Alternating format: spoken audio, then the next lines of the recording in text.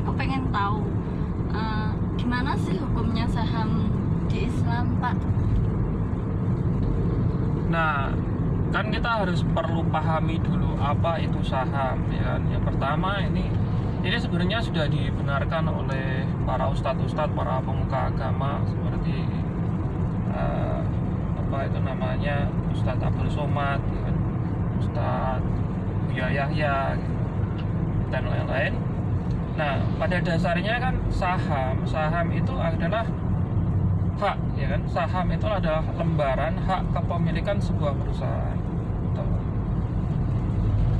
Saham diterbitkan untuk mempermudah, ya kan, perusahaan itu untuk dimiliki oleh beberapa pemilik dan bahkan bisa diperjualbelikan, gitu, atau dipindah tangankan, ya. Dipindah tangankan. Jadi ketika kita punya saham, kita bisa jual atau kita pindah tangankan ke pihak yang lain atau investor lain. Nah, dasarnya adalah kepemilikan saham itu adalah kepemilikan sebuah perusahaan. Nah, di sini hukum Islamnya adalah ya tergantung sama perusahaan itu sendiri. Kalau perusahaannya itu sendiri, kepemilikan sahamnya, misalnya kita punya saham bank konvensional, ya hukumnya riba. Karena apa? Kita kayak punya bank konvensional, gitu loh, simpelnya gitu. Mengapa? Bank konvensional kan ada program kredit di sana yang apa itu namanya, membebankan bunga tetap, bunga pasti, kan? Itu yang jelas riba.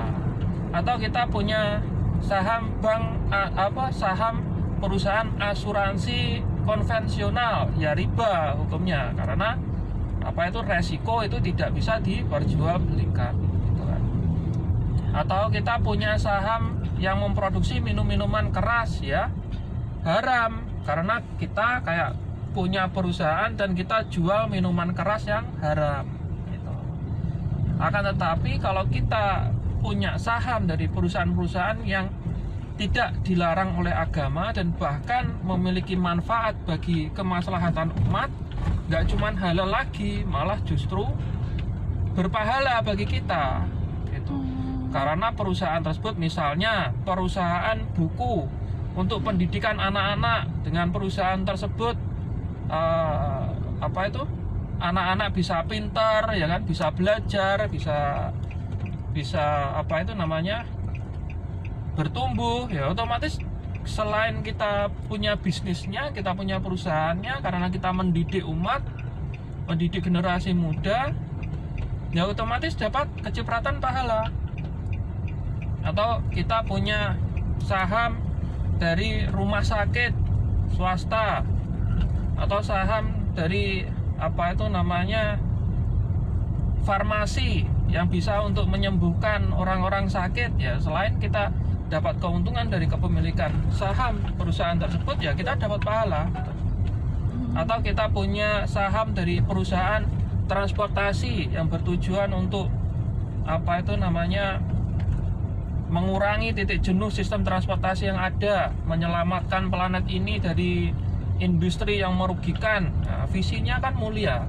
Nah, itu berarti selain kita dapat keuntungan, ya otomatis kita dapat pahala, karena perusahaan-perusahaan yang kita miliki ini memiliki kemaslahatan, kebaikan untuk umat banyak, gitu.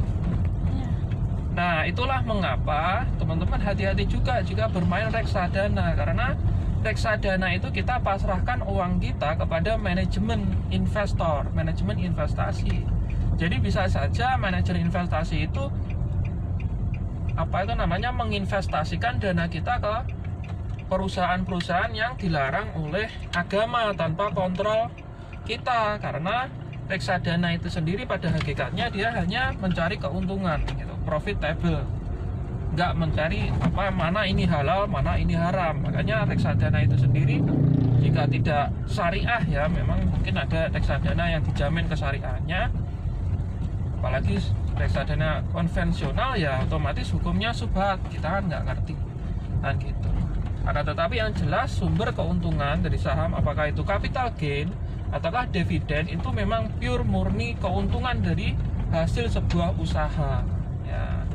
Jadi tidak ada hubungannya sama riba begitu. Oke. Baik, terima kasih.